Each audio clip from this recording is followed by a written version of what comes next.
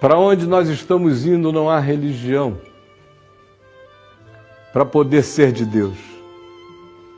Se houver religião é do homem, se for de Deus não há religião. João diz, eu andei pela Nova Jerusalém, não achei nela a igreja presbiteriana, nem a batista, nem a católica ortodoxa, nem a romana, nem a universal. Não achei nenhuma, nem a islâmica, nem a budista, porque nela não há santuário, porque o Cordeiro é o seu santuário. E o culto é a vida, e a vida é o culto. E nós todos estaremos sob a luz, que hoje já ilumina todo homem, mesmo que o homem não veja, ela o ilumina. E naquele dia nós veremos a luz que hoje nos ilumina. A todos nós. Então nós temos duas ordens. Temos uma ordem histórica, testemunhal, redatorial, necessária e imprescindível, porque nós somos gente do tempo e espaço, precisamos de história, referência, memória, lembrança, advertência, admoestação, precisamos de trilhos, precisamos de marcos. Faz parte da necessidade da nossa finitude. Mas uma vez que a gente alcança essa compreensão, a gente tem que transcendê-la. E a gente tem que deixar o ataviamento infantil a qualquer coisa que Abraão se vincule apenas como história. E mergulharmos na transcendência da ordem de Melquisedeque, da qual Jesus é o único sumo sacerdote sobre todos os homens. Agora olhem o que Paulo diz. Antes dele, Pedro, na casa de Cornélio, faz uma declaração herética que só sobrevive porque foi Pedro que falou, mas a gente não a comenta, a gente não a comenta. Ele diz a Cornélio, porque eu bem sei que Deus não faz acepção de pessoas, antes pelo contrário. Todo homem em qualquer lugar da terra que o tema lhe é aceitável. Todo homem que o teme lhe é aceitável. Paulo, em Romanos, no capítulo 2, depois de falar da suruba dos romanos, que era incurável, ele fala do moralismo dos judeus, que era igualmente incurável. Aí ele chega às ilhas, às nações, aos povos sem deuses, sem nomes, sem orientação, sem lei.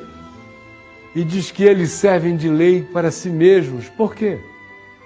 Porque a verdadeira luz que vindo ao mundo ilumina todo homem lhes dá consciências, fagulhas, e rompe dentro da consciência humana, de modo que, ora acusando-se, ora defendendo-se, alguns deles guardam a norma da lei que eles nunca leram escrito alguma, mas que está inscrito como consciência instalada pela verdadeira luz que vindo ao mundo ilumina todo homem.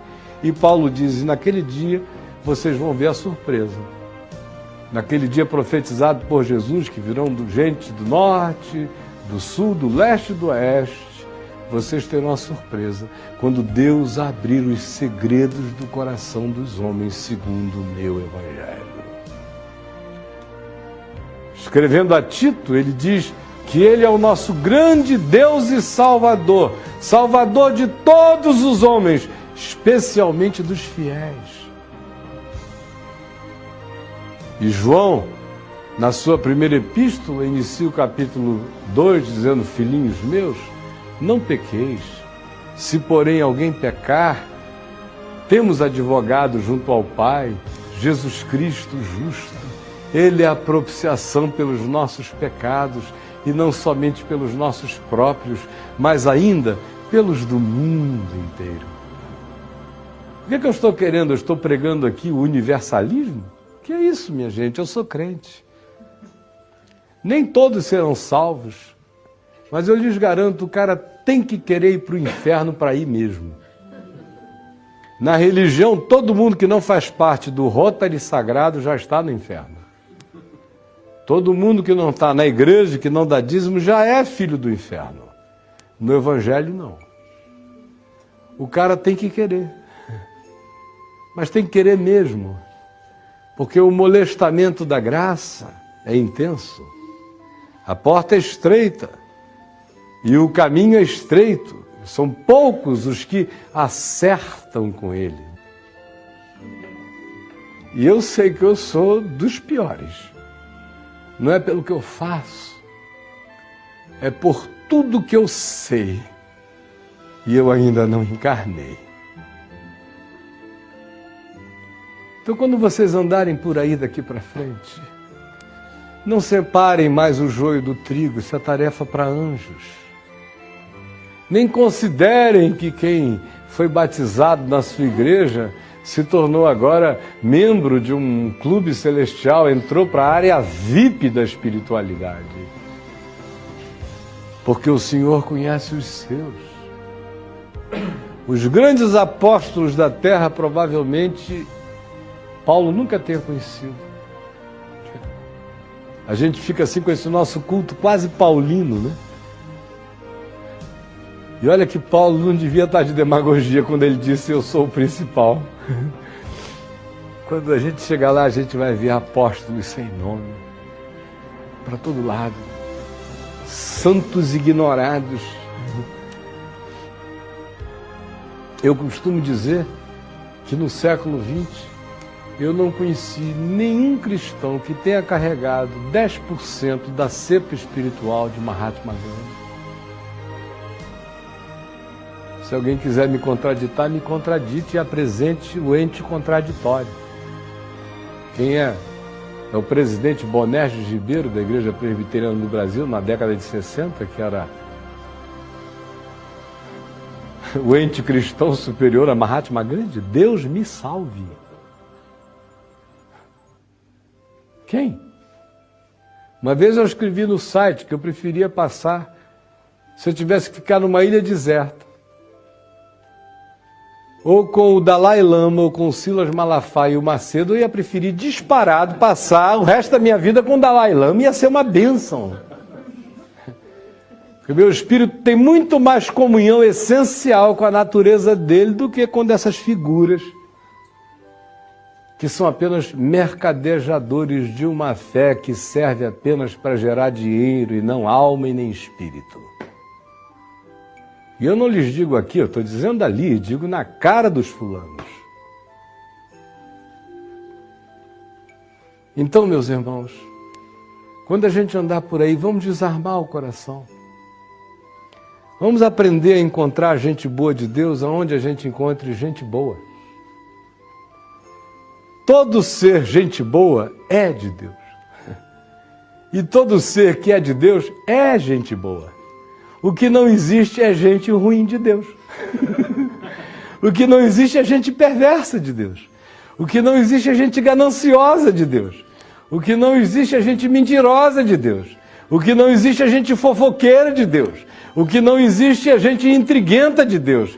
O que não existe é isso que a gente chama ainda de clube da fé e de igreja. E eu vou encontrando a minha igreja onde eu vou encontrando bondade e graça.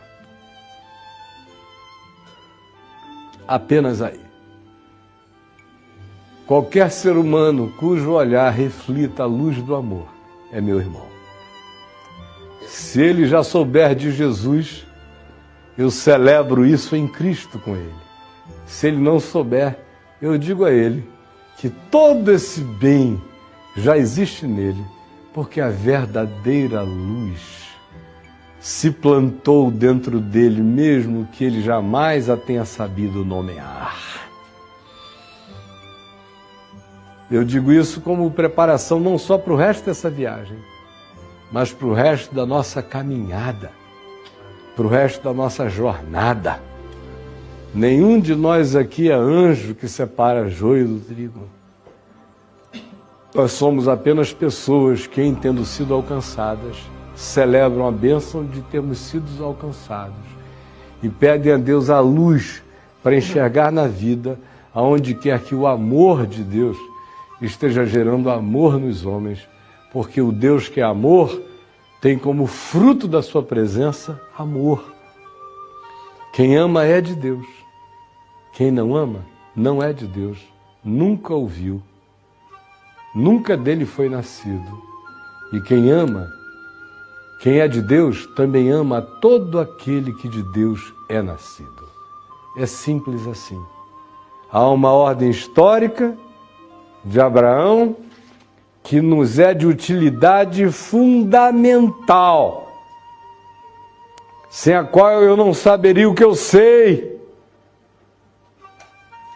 E existe a ordem transcendental de Melquisedeque, que cobre tudo quanto eu não sei e atinge a todos os homens que eu não conheço. E que abre a porta da liberdade de Deus para amar a quem Ele desejar amar. Afinal de contas, Ele criou querubins, mas também criou baratas. O gosto dele é extravagante. Brigue com ele se você quiser. Mas saiba que Ele cria quem quer criar. E Ele nunca criou nada com ódio. Se hoje eu estou com muita raiva, eu vou criar o lacral, a barata, ou o Caio. Não. Todas as suas obras são amor e graça. E que o Senhor abra o nosso entendimento e que isso entre no nosso coração para sempre. Isso nos exime de pregar o Evangelho? De modo nenhum. Eu creio nisso desde os 18 anos de idade, quando eu me converti. Isso aqui é um resumozinho, uma pílula da minha tese de ordenação. Com 21 anos de idade, eu cria nisso de todo o coração. E alguém me viu sem ardor para pregar o Evangelho no mundo, porque eu creio assim? Ao contrário, eu não prego o Evangelho por causa do céu nem do inferno. Eu prego o Evangelho só porque o amor de Cristo que me constrange me enlouquece para falar desse amor. Quem já se apaixonou sabe como é. Quando eu conheci a Adriana, e eu fui logo invadido assim por uma paixão avassaladora, eu me lembro que eu saí para almoçar com meu filho Ciro, e sentamos à mesa 1h da tarde, 4h da tarde, e ele falou: pai, para, eu sei que você está apaixonado por essa mulher, que eu ainda nem tive a chance de conhecer direito. Eu digo: como é que você sabe? Pelo amor de Deus, papai, da azeitona que o cara serviu, até agora o café que a gente tomou, a conversa inteira, você não fala em outra coisa. Amor faz isso.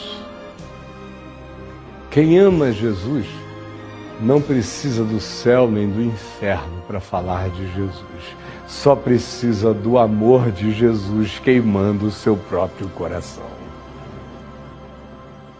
É isso que me move. Não foi isso que Jesus disse a Pedro? Tu me amas? Pedro disse sim. Então pastoreia as minhas ovelhinhas, os meus cordeiros. É o amor de Deus que me bota em motion, em movimento no mundo, para compartilhar com toda criatura aquilo que comigo foi de graça compartilhado.